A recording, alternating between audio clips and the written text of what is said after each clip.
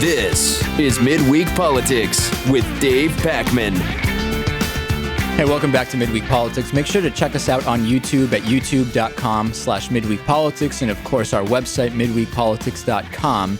And if you haven't yet become a member of Midweek Politics, this is really the time to do it. We're going to be rolling out in the next couple of months, Lewis. I can't even mention how many new things will be part of the membership program. And what's great is the more the program grows, the more things we'll be able to roll out. And because of the success so far, there's already a handful of new things we'll be rolling out within the next month or so. Larry King will step down in the fall from his show, of course, Larry King Live. Ratings really haven't been that good. Not that ratings have been very good on CNN in general, as we know. It's going to be interesting to see who replaces him, number one, because if they decide to go with Ryan Seacrest, the host of American Idol, who has been the guest host for Larry a bunch of times, it would be an odd turn, not altogether surprising, but it would make the show a little bit weird, would it not? I suppose. I have some of Larry's most awkward and embarrassing moments, and we could just go through some of these. Some of these are really funny. Let's start with the Roman Polanski thing. Earlier in the year, Larry King talked to Deborah Tate, who is Roman Polanski's former sister-in-law. This was around the time that the legal stuff with Roman Polanski started back up. So the conversation just kind of went in a weird direction when Larry King accidentally suggested that Polanski had killed Deborah Tate's sister, even though it just didn't happen. Take a listen. You ever talked to Roman Polanski? I have. Well, how can you have a civil conversation with someone who so brutally murdered your sister? Roman didn't murder my sister. No, I'm sorry, but the fact that he would have this terrible thing happen to him after the death of your sister to once again focus you into the public light. That's what I meant. That's what Larry meant. That is awkward. That is incredibly awkward to suggest that somebody killed her sister and brutally at that. Right. To suggest that there was a murder is one thing, but to suggest that it was brutal really is awkward. Okay, then I'm sure everybody remembers the Eric Massa scandal, where Eric Massa, former congressman from New York, had groped someone, and it was unclear whether he was involved in gay hijinks or not. Okay, well, Larry King goes on and says, I need to find out if he is gay. And in typical Larry King fashion, it got very awkward. And we're back with former Congressman Eric Massa. Maybe silly, but I guess we have to ask it. Are you gay? Well, here's that answer. I'm not going to answer that.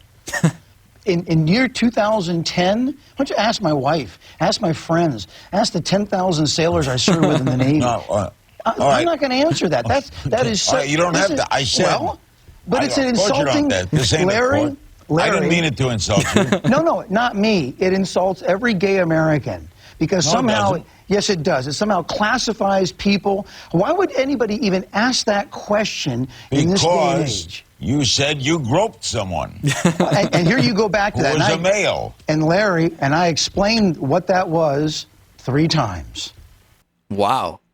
Talking over each other. It's funny, whenever somebody, even though it's a completely logical question to just ask and say, instead of going through all of this stuff about conspiracies and this and that, and you were set up, just say, I'm gay. You know, it is a reasonable question, but it gets very awkward when people don't want to answer Larry's questions, does it not?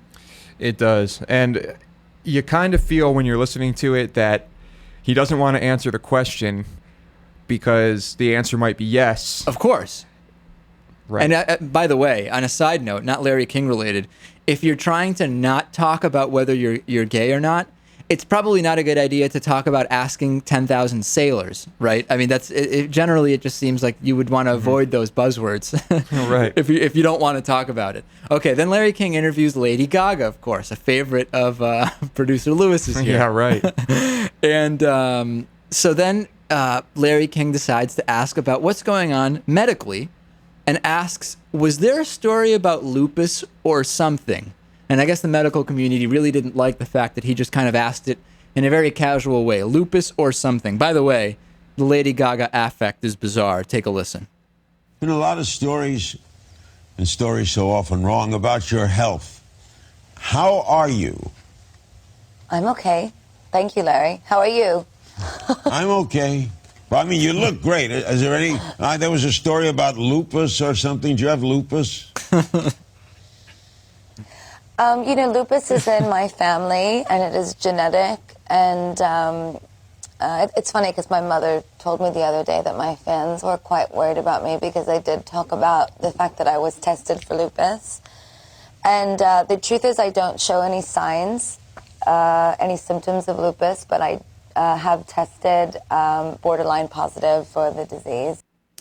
By the way, Lady Gaga developing what that same thing that Madonna has going, where it's like the slightest tinge of a fake English accent. Are you hearing that with Lady Gaga? Mm-hmm. Yeah, it sounds classy though, so maybe that's why they do it. That must be why she's pulling it. Yeah. Hopefully she doesn't end up having as annoying of a career as Madonna has had. Midweek Politics is made possible in part by CSR Wire, the corporate social responsibility newswire at csrwire.com, by DIF Design, specializing in custom business websites at difdesign.com. To find out more about underwriting Midweek Politics, visit midweekpolitics.com.